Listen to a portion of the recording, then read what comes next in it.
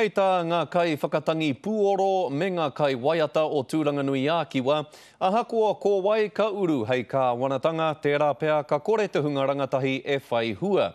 Heoi he hui tā rātou hei tēnei ara mere, a tērā pea ka puta he hua ki a rātou hei tauara, e oti pai ai i a rātou he kōpai waiata.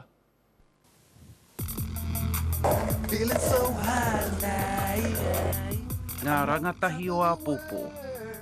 E kore pea e whai hua I te kōwhiringa pōti. I don't really understand the political world at the moment. I normally just vote for like Christian parties.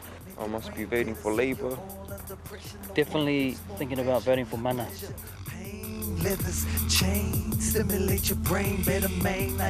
E ai kia Mr. Craze, no te whānau moe au, ka ngoi kore tonu te noho a te rangatahi, a muri ake I te pōti.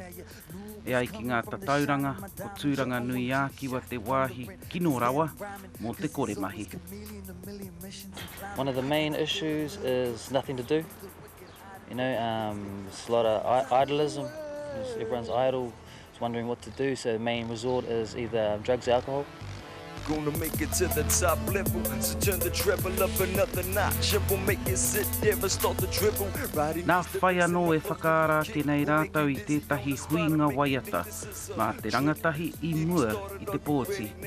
Waipiro kore, taruki no kore, auahi kore.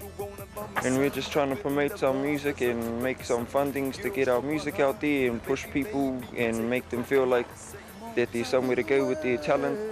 Ko te tino pūtake o tā rātau huihuinga, ki te kohi pūtea hei hanga I tētahi kōpai. E ai kia rātau, kia manawa ora, tō rātau reanga. We gon' get fly tonight, sitting on top of the world. Ngā hui Wade, te kariri.